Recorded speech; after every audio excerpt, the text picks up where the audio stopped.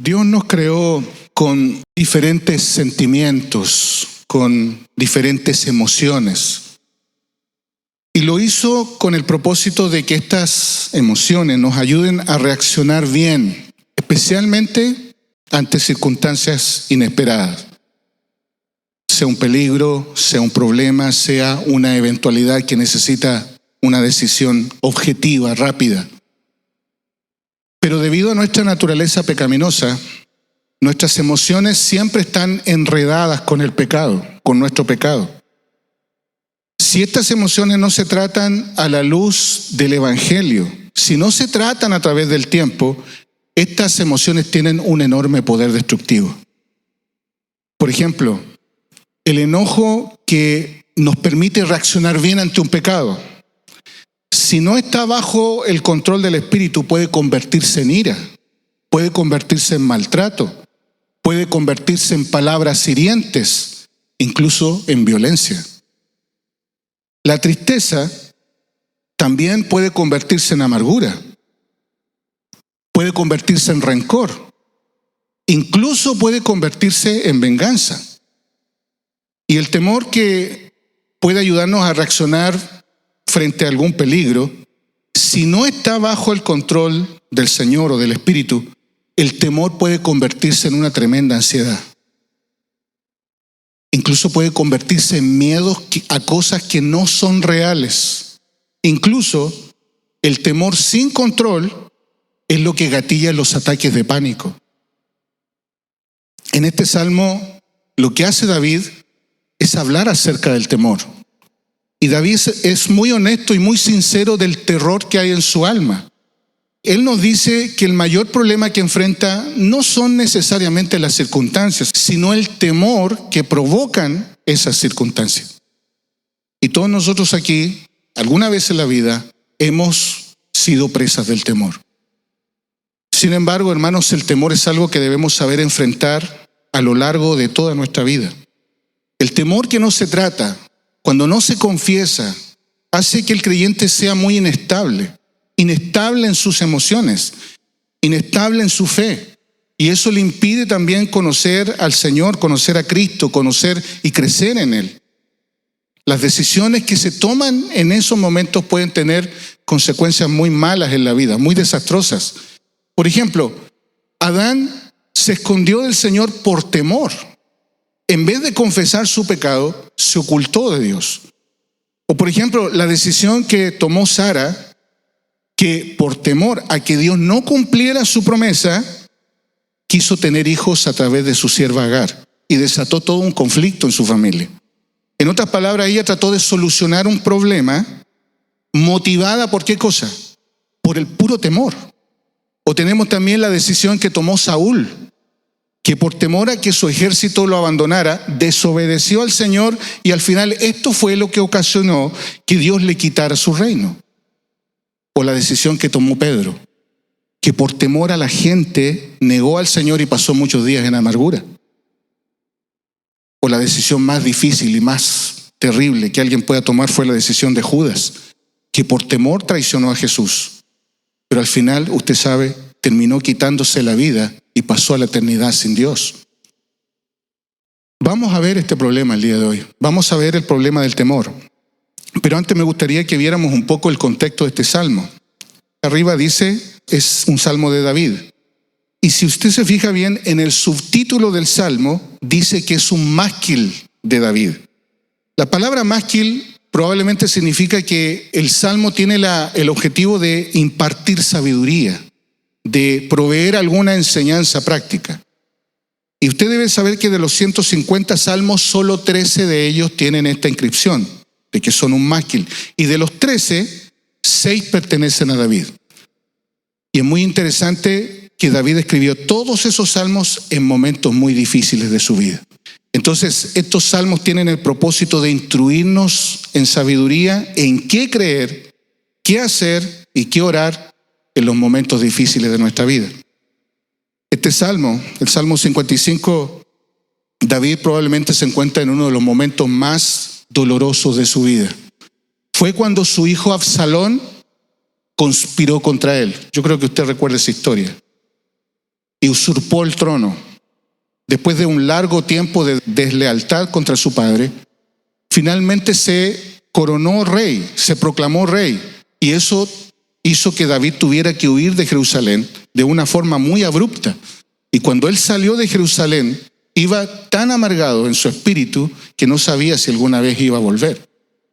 Y junto con eso, David vio con horror que Aitofel, uno de sus más cercanos consejeros, prácticamente un amigo, lo traicionó.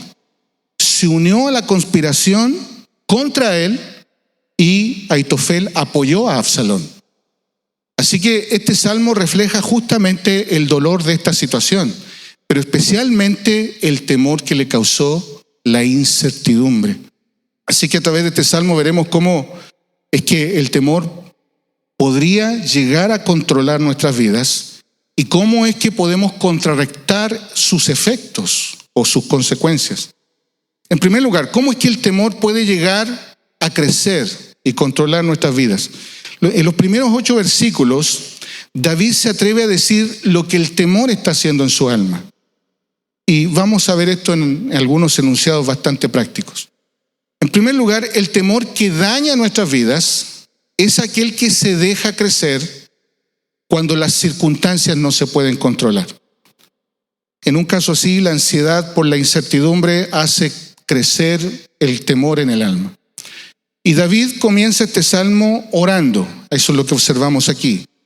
Pero su oración está planteada como si Dios no lo estuviera escuchando. Fíjense en el verso 1. Escucha, oh Dios, mi oración. Y no te escondas de mi súplica. Atiéndeme y respóndeme. Esta es la oración de un hombre desesperado. Es la oración de un hombre lleno de temor. Está tan abrumado que por lo menos al comienzo no puede encontrar alivio en la oración. Y la razón de esto, como ya dije, es que sus circunstancias son demasiado dolorosas. Él dice en el verso 2, conmovido estoy en mi queja y muy conturbado. Las palabras que David emplea particularmente en este salmo son tan específicas que no se usan en ningún otro salmo más. Él dice que está conmovido. La palabra significa que está inquieto, impaciente. Y básicamente significa que su mente está divagando en muchas direcciones. No se puede concentrar en la oración. No encuentra alivio en la oración, porque el temor está creciendo a su alrededor. Y fíjese que de las 4 veces que se utiliza esta palabra en el Antiguo Testamento, en las otras 3 se usan definiendo que la persona está tan mal que existe el peligro que en sus circunstancias se aleje del Señor por causa del temor. La palabra conturbado significa que está quebrantado, perturbado, está perplejo ante las circunstancias que han sido totalmente sorpresivas. Como ya dije, la situación de David es bastante compleja. Son muchos los que han conspirado contra él y él sabe que van a ir a buscarlo para matarlo, a él y a toda su familia. Mientras David estaba huyendo de Jerusalén, ahí en 2 Samuel, capítulo 15, verso 30, dice que David subía a la cuesta del monte de los olivos y mientras iba, lloraba con la cabeza cubierta y los pies descalzos. Entonces todo el pueblo que iba con él cubrió cada uno su cabeza e iban llorando mientras subían. La situación es agónica, desesperante. Las circunstancias son tan dolorosas que es imposible que el temor no venga sobre su vida. Pero este temor lo está haciendo divagar.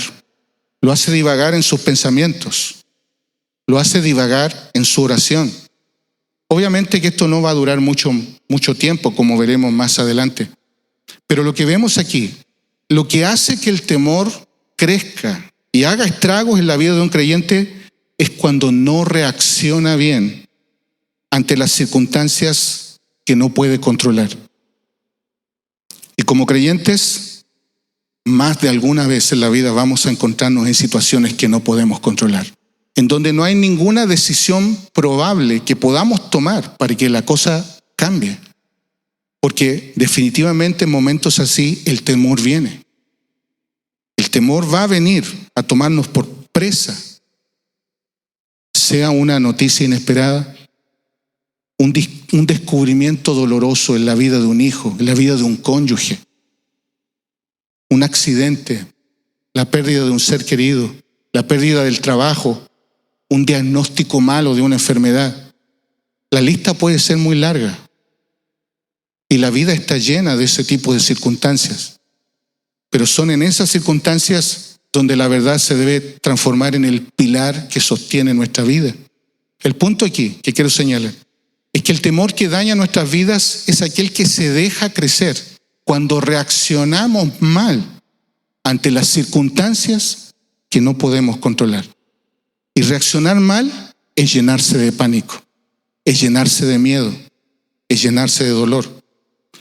En segundo lugar, el temor puede seguir creciendo cuando se permite usted escuchar a las personas equivocadas. El verso 3 dice que está conturbado. Y luego dice, ¿a causa de qué? En el verso 3. A causa de la voz del enemigo, por la opresión del impío, porque echan iniquidad sobre mí y con furia me persiguen. Eso es lo que está diciendo David. Una vez que David sale del palacio y va al destierro, comienzan a llegar las noticias. Y las palabras que escucha que dicen sus enemigos lo llenan de confusión, lo llenan de desesperanza. El versículo dice, por la opresión del impío. La palabra opresión significa sentirse desvalido, es sentirse a merced de las circunstancias. Y la frase echan iniquidad sobre mí significa que el enemigo le ha impuesto un estado de total desesperanza. La palabra echar significa imponer y la palabra iniquidad significa en este contexto sentirse absolutamente vacío, sin esperanza. Entonces David se está deteniendo a escuchar estas voces y le afectan profundamente. Y no se da cuenta que eso hace que el temor crezca mucho más. En el caso de un creyente, es cuando en su desesperación, en su dolor, en su temor, en vez de buscar el consejo de la verdad, se detiene a escuchar voces sin discernimiento. Sean familiares inconversos, sean lo que dicen las personas por ahí, sean lo que dicen los compañeros de trabajo, o cuando busca en Google acerca de su problema o acerca de su enfermedad, o cuando se mantiene atento a las noticias que se dan por televisión, noticias que le afectan de forma profunda. Y a todo esto, hermanos, se suma los pensamientos engañosos de su propio corazón. Y toda esa amalgama de cosas, escuchar cosas así, lo único que hacen es que el temor domine completamente su vida. Su fe decae y la oración parece no tener ningún efecto sobre su vida. En tercer lugar, el temor se acrecienta cuando finalmente usted deja que lo domine completamente.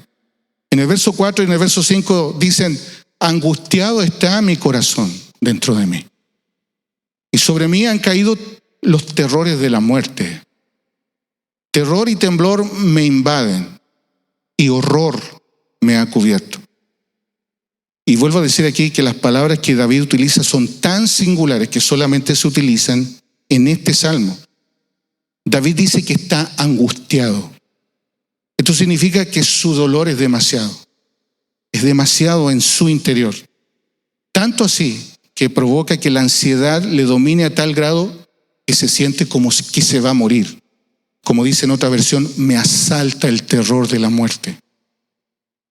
En el verso 5 describe cómo el temor finalmente ha llegado a dominar todo su ser. Terror y temblor me invaden y horror me ha cubierto. La frase, hermanos, indica que tiene tanto miedo que lo único que desea es escapar de alguna manera, pero no puede hacerlo. Está metido en esa circunstancia. Y hay una reacción en cadena que comienza primero con las circunstancias, luego comienza con escuchar todas las cosas que el enemigo dice. Y eso afecta a su mente, afecta a su corazón y el cuerpo, su cuerpo termina reaccionando ante ese temor. La palabra temblor implica un temblor literal. Su cuerpo comienza a estremecerse y no lo puede controlar. Él termina diciendo que el horror le ha cubierto. Esto significa que tiene un miedo tan profundo, tan intenso, que está afectando a su cuerpo de una forma catastrófica. Fíjese bien, que prácticamente David describe que está sufriendo una crisis de pánico, algo que lo supera, está terriblemente afectado. Así de poderoso puede llegar a ser el temor cuando un creyente no lo llega a controlar. Y ahora en esta condición, ¿qué es lo que va a hacer? ¿Qué decisión puede tomar? David está considerando ir por un camino incierto, por un camino egoísta, por un camino bastante peligroso. En el verso 6 al 8 dice, y dije, ¿quién me diera alas como de paloma? Volaría y hallaría reposo. Ciertamente iría muy lejos, moraría en el desierto. Me apresuraría a buscar mi lugar de refugio contra el viento borrascoso y la tempestad. ¿Qué es lo que quiere David? Él quiere huir, quiere escapar, quiere salir de la situación de alguna manera. Y está buscando en su mente cualquier cosa que le ayude a mitigar temporalmente el dolor de sus emociones. En síntesis, él desearía no tener que enfrentar las circunstancias. Ojalá que algo ocurriera, que todo se terminara, que todo se acabara, pero él no quiere enfrentar las circunstancias. ¿Y qué está haciendo? Está buscando la manera de escapar del dolor. Desea huir. ¿Qué tal descansar un poco? ¿Qué tal dormir mucho y ojalá no despertar? ¿Qué tal si el problema se resuelve con una pastilla para dormir? Pero como su situación es tan difícil, ¿por qué no tomar 20 pastillas para dormir? Tal vez esto cabería con todo de una vez. Así de fuerte es la posibilidad que contempla en estos versículos. Como también está la posibilidad de aislarse, que nadie le hable, querer estar solo, ni siquiera escuchar a su familia, menos querer estar congregado. O tal vez al revés, buscar viejos amigos por internet o salir a lugares que nunca iría estando en su sano juicio. Sencillamente escapar de la realidad, huir, hacer las cosas que antes nunca hice, solo porque ahora en este dolor deseo que no me duela más.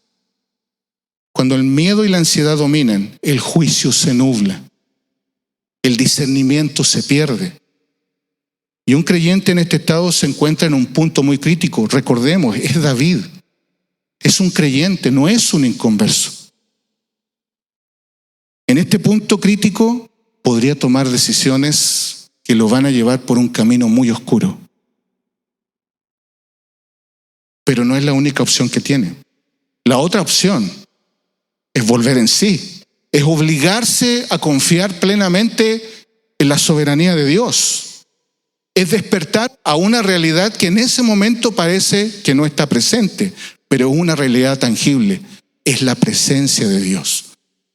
En el caso de David, aunque el temor lo llevó a contemplar la idea de huir, David no tomó ese camino.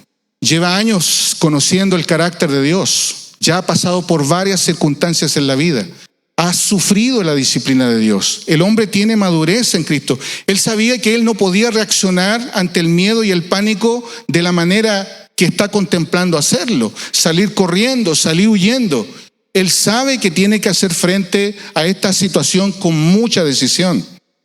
E implícitamente en el Salmo se observa que él puede contemplar que todo lo que está sufriendo lo ve como algo que Dios lo está permitiendo con el fin de que Dios lo use para su gloria. Es así como comienza el control del temor. Así que vemos aquí en segundo lugar cómo contrarrestar los efectos del temor. A través de este salmo vemos que a pesar del temor, David se obliga a ir en la dirección correcta. Se obliga a ir en la dirección de la fe, en la dirección de confianza en Dios. Fíjese bien lo que dice el verso 16. ¿Qué dice la primera frase? En cuanto a mí, a Dios invocaré. Es como si dijera, mi decisión es confiar en Dios y no dejaré que el temor me lleve por mis propios caminos. Y a través de la progresión que vemos en el Salmo, hay varios principios que podemos observar de cómo contrarrestar el temor. En primer lugar, Para controlar el temor, usted debe controlar sus pensamientos. Y los pensamientos deben estar enraizados en la verdad de las Escrituras. Cuando David dice en el verso 8, me apresuraría a buscar, fíjese bien lo que dice, me apresuraría a buscar mi lugar de refugio. Cuando David dice eso, entonces reacciona. Porque lo que está sugiriendo en esta frase es que él quiere ir en sus propios caminos. Él quiere buscar su propio refugio. Él está contemplando lo que él cree que es mejor para él. Pero cuando él dice esto, reacciona. Y al darse cuenta hasta dónde lo está llevando su temor, abruptamente para esta manera de pensar. Y en el versículo siguiente, en el verso 9, cambia totalmente de tono y cambia totalmente de tema.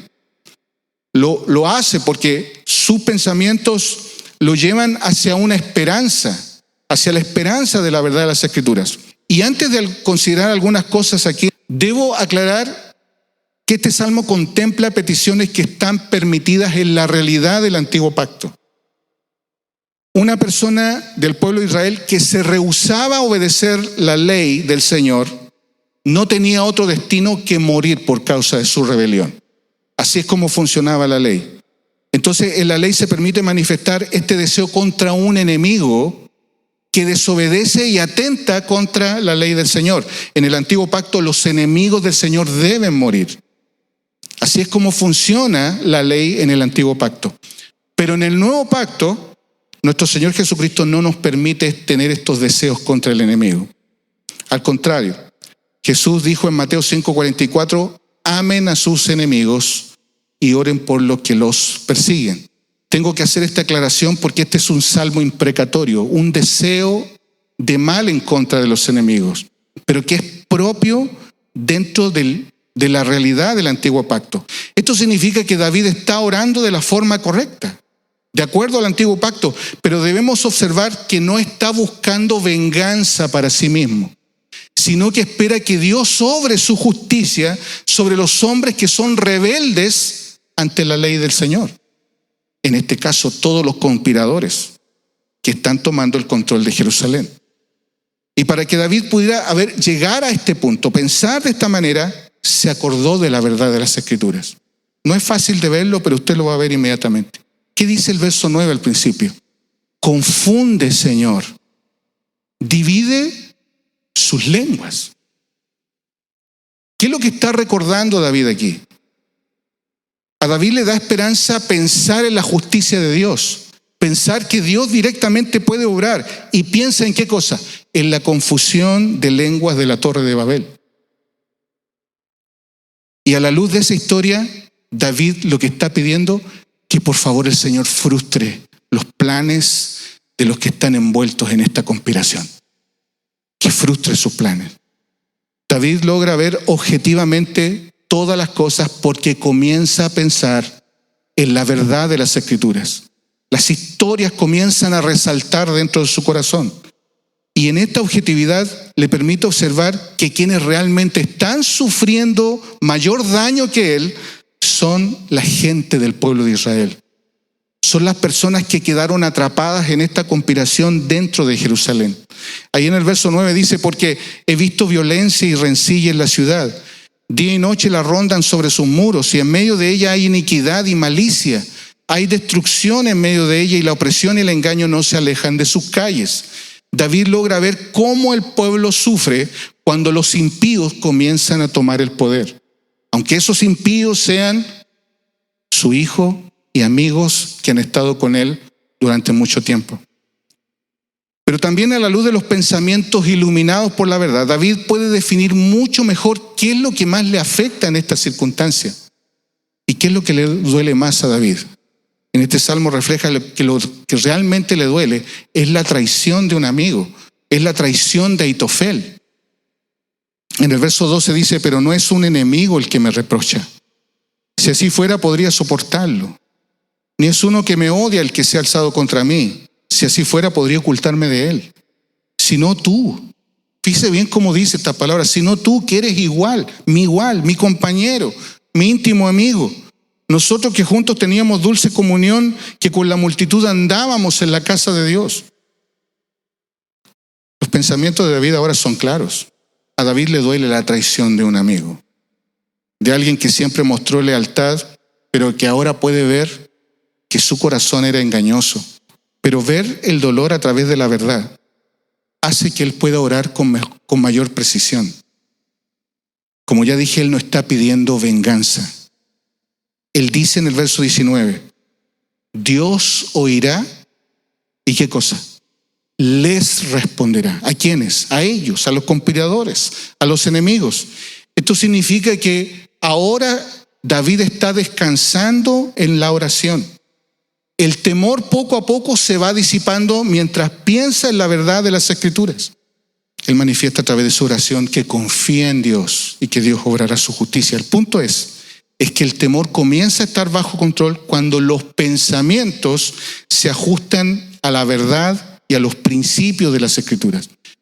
Pablo, en el contexto también de la ansiedad, en el contexto del temor, dice en Filipenses 4:8, un texto que usted debe tener siempre en su memoria: por lo demás, hermanos, todo lo que es verdadero, todo lo digno, todo lo justo, todo lo puro, todo lo amable, todo lo honorable, si hay alguna virtud o algo que merece elogio, en esto mediten. Y la palabra meditar aquí es un imperativo, es un mandamiento, y significa estar concentrado o pensar disciplinadamente en las verdades eternas de Dios, en todo lo que Él dice arriba. Y parte diciendo, piensen, mediten en todo lo que es verdadero. Disciplinar la mente en una circunstancia difícil para llevarla a la Escritura disipa el temor, o comienza a disipar el temor. En segundo lugar, el temor se mantiene bajo control cuando un creyente define bien quién es su enemigo, especialmente cuando se encuentra en circunstancias difíciles. Como dije, David define a sus enemigos a la luz del antiguo pacto. Él desea que Dios los juzgue. Y él dice en el verso 15, que desciendan vivos al Seol. Pero este no es un pensamiento maligno de David. Él solo está recordando las Escrituras. Y él está recordando lo que le sucedió a Coré, cuando en su empeño de desafiar la autoridad de Moisés y la autoridad de Dios, si usted recuerda, la tierra se abrió y cayó junto con toda su familia. ¿Por qué David recuerda esto? Porque logra ver que los que están conspirando contra él son personas malas. Son personas que no están contemplando la verdad de Dios. En el verso 15, al final, en otra versión dice, porque la maldad habita en ellos. Y en el verso 19, la segunda parte dice, porque no hay cambio en ellos, ni temen a Dios. No es que desee literalmente que la tierra se los traiga, sino que Dios se encargue de ellos, de disciplinarlos. Ellos están desafiando la autoridad de Dios. Pero en el Nuevo Testamento, antes de que el temor lo lleve a usted a tener malos deseos en contra de las personas, especialmente de quienes le hieren, usted debe definir bien, primero, quién es su enemigo. Y el primero en la lista no es la persona, no es la gente. El primer enemigo de nuestra vida es Satanás. Efesios 6:12 dice, porque nuestra lucha no es contra carne y sangre. No es contra gente, no es contra personas, es contra fuerzas espirituales de maldad.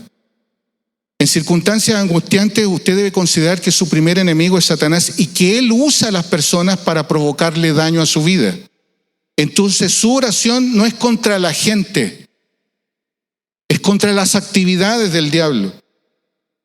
Es pedir protección a Dios en contra de lo que el diablo quiere hacer. Y eso disipa el dolor, la angustia, el temor y el deseo de venganza y los malos pensamientos hacia la gente. El segundo gran enemigo es su propio corazón. Porque usted debe saber, y usted lo sabe a través de la Escritura, que el corazón es tremendamente engañoso. Las percepciones de los hechos pueden distorsionarse en nuestra mente de una manera aterradora, porque los pensamientos son engañados por causa del pecado. Y el temor crece mucho más fácil en el engaño del pecado. Así que en medio del temor, una de las cosas que usted debe hacer es examinar su propio corazón. ¿Cómo está? Y por último, si son las personas las que le han dañado, usted no puede verlas como enemigos, sino como personas que necesitan gracia y compasión. El Señor nos impulsa a nosotros a través de todas las Escrituras a perdonar. Por ejemplo, en Romanos 12:18 dice: si es posible, en cuanto dependa de ustedes, estén en paz con todos los hombres. Amado, dice, nunca tomen venganza ustedes mismos, sino den lugar a la ira de Dios, porque escrito está: mía es la venganza, yo pagaré, dice el Señor. Pero si tu enemigo tiene hambre, dale de comer, y si tiene sed, dale de beber, porque haciendo esto, carbones encendidos montarán sobre su cabeza. Si usted valora la gracia que ha recibido a través de Cristo, usted puede tratar a sus enemigos con compasión. Usted puede y debe verlos como personas necesitadas de la gracia de Dios. Gracia que usted misma puede extender a través de sus buenas acciones, especialmente a través del perdón. El temor se mantiene bajo control cuando usted define bien quién es su enemigo y cómo debe actuar contra él. En tercer lugar, el temor se enfrenta con abundante oración. Vea bien el verso 17. Tarde, mañana y a mediodía me lamentaré y gemiré, y él oirá mi voz. En paz redimirá mi alma de la guerra que hay contra mí, pues son muchos los que están contra mí. David no hace solo una oración en la mañana. En este estado, en estas circunstancias, triplica sus momentos de oración. Según este texto, ora en la mañana, al mediodía y en la tarde. Pero no es un plan legalista, sencillamente revela que su vida está totalmente rendida a Dios en oración. Y no puede dejar de orar, porque sabe que el temor lo hace vulnerable ante los ataques del maligno. Por lo tanto, ora una vez, ora otra vez, vuelve a orar de nuevo y busca a Dios de forma constante durante todo el día. David ora en estas circunstancias con mucha fe, con mucha confianza, porque sabe que está envuelto en una batalla espiritual. Él presenta su situación como que hay una guerra a su alrededor, una guerra que afecta a su alma. Así que, mi querido hermano, mi querida hermana, es así como usted debe enfrentar el temor, orando de forma mucho más abundante. Ore una vez y otra vez. Y cuando tenga el tiempo y el momento, vuelva de nuevo a su lugar secreto para presentar a Dios su petición, su oración.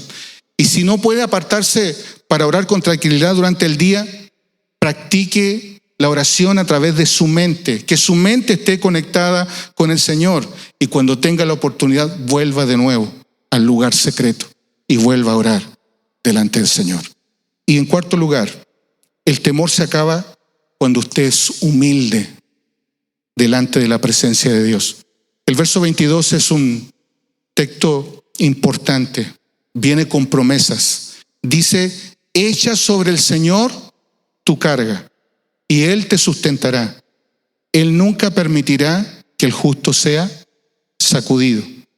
Esta es una promesa que también se repite en el Nuevo Testamento. En 1 Pedro 5:6 dice: humíllense pues bajo la poderosa mano de Dios, porque para que Él los exalte a su debido tiempo. Y aquí está el texto: echando toda su ansiedad sobre Él, porque Él tiene cuidado de ustedes. David, en plena certidumbre, es capaz de resumir todo lo que ha hecho en un solo principio. Y él nos dice cómo es que su temor realmente ha desaparecido. Simplemente nos dice una sola cosa, porque está hablándole al público. Está hablando a quienes van a leer el Salmo. Está instruyendo la vida de aquellos que se van a identificar con su situación. Él solamente dice una sola cosa: echa tus cargas al Señor. Echa tus cargas al Señor. Así como yo lo he hecho, hazlo tú, porque sirve, porque resulta. Porque así es como Dios te va a amparar. Y echar las cargas sobre el Señor es confiar plenamente que Él puede actuar en las circunstancias que no podemos controlar. Es tener una actitud de sumisión total delante del Señor. Es ir a su presencia antes de que empecemos a buscar en nuestra mente soluciones personales al problema que estamos viviendo. Antes de que el corazón engañoso nos afecte, es mejor ir a la presencia de Dios y echar las cargas delante del Señor. La palabra echar implica arrojar algo, en este caso las cargas. Y las cargas, la palabra cargas literalmente significa las preocupaciones, las ansiedades, los temores. Las preocupaciones y ansiedades que no se presentan adecuadamente delante del Señor, hacen que la persona llegue a este punto crítico, de que el temor lo domine, de abandonarse a la amargura, de abandonarse a las circunstancias. Entonces, mi querido hermano, mi querida hermana, antes que el temor nuble su juicio, usted debe echar sus preocupaciones delante del Señor. Vaya delante del trono, porque el trono del Señor es un trono de gracia. Y cuando estamos delante del trono de la gracia, podemos hallar gracia para el oportuno socorro. Y usted debe considerar las promesas que usted puede experimentar si usted echa sus preocupaciones delante del Señor. La primera promesa en el verso 22 dice: Él te sustentará. Y esta palabra significa que Dios va a proveer todo lo que usted necesita para enfrentar todo el proceso que dure en sus circunstancias difíciles. Va a proveer sabiduría, va a proveer una palabra, va a proveer ayuda. Y la segunda promesa es que Dios nunca permitirá que el justo sea sacudido. Esto significa que Dios hará que sus hijos siempre estén sostenidos bajo un cimiento firme. En otras palabras, si aprende a echar sus cargas delante del Señor, las circunstancias no lograrán hacerlo caer. El temor no logrará dominar su vida. Quiero señalar dos aspectos antes de concluir aquí. Señalar cómo es que finalmente terminó la conspiración contra David. Como vemos en 2 Samuel, Dios obró a favor de David. Lo libró de la conspiración, aunque fue difícil, porque tuvo que enfrentar el dolor de la muerte de Absalón, su hijo. Tomó esta situación como un juicio de Dios sobre su hijo, porque su hijo fue un hijo malo, fue un hijo rebelde. David supo que Dios lo juzgó por su rebelión. Y por otro lado también Dios juzgó las acciones desleales de Ahitofel. Ahitofel, si usted sabe, era abuelo de Betsabé. Y probablemente por las circunstancias en las cuales se casó David con Betsabé, esto provocó un profundo rencor de este hombre contra David. Un rencor que probablemente no pudo superar durante todos sus años. Y este rencor finalmente se convirtió en amargura. David nunca pudo advertir eso, siempre confió en él. Como dice este salmo, era como un amigo para él. Nunca advirtió que había un problema en su corazón. Pero como Ahitofel nunca se dispuso a perdonar realmente a David, cuando tuvo la oportunidad de vengarse de él, lo hizo. Y lo hizo a través de esta conspiración. Este es el vuelco que a David le duele más. Y prácticamente, hermanos, la clave para que la conspiración tuviera éxito es si Absalón escuchaba el consejo de Ahitofel. Este es el punto crítico de si la conspiración tendría éxito o no. Dios hizo que los consejos de Ahitofel se frustraran y Absalón no escuchó el consejo de Ahitofel. Y en 2 Samuel 17:23 dice: viendo a Ahitofel que no habían seguido su consejo, aparejó su asno, se levantó y fue a su casa, a su ciudad, puso en orden su casa y se ahorcó. Así murió y fue sepultado en la tumba de su padre. Este es un gran ejemplo, hermano. Usted jamás debe dejar que la amargura crezca en su corazón. No estoy diciendo que usted va a terminar como él. El punto es que la falta de perdón hace estragos en el alma, nubla el juicio. Por último, a la luz de todo lo que hemos visto, usted debe evaluar sus propios temores. ¿Tiene miedo? ¿Tiene miedo a quedarse solo? ¿A quedarse sola? ¿Tiene miedo del futuro? ¿Tiene miedo de que no va a poder sustentar su familia? ¿Tiene miedo de lo que pueda pasar con sus hijos? ¿Tiene miedo de que nunca va a poder superar sus circunstancias? ¿Tiene miedo al futuro, a la vejez, a la enfermedad, a la muerte? ¿Tiene miedo a la gente? Enfrente sus temores a la luz de lo que hemos visto este día. Pero por sobre todas las cosas hay algo que debe resonar en su espíritu, en su alma. Es cómo al final David termina este salmo. Él nos recuerda un principio clave, conciso, preciso. Algo que debe estar arraigado en nuestra alma, en nuestro espíritu, y que debe salir a la superficie cada vez que tengamos problemas. ¿Cómo termina este salmo? Ve al final del verso 23. Esto es lo que declara David. Pero yo en ti confiaré. Al final, después de dirigirse al público, termina dirigiéndose a Dios y le dice: Dios, yo siempre confiaré en ti. Y así debe ser nuestra vida, hermanos.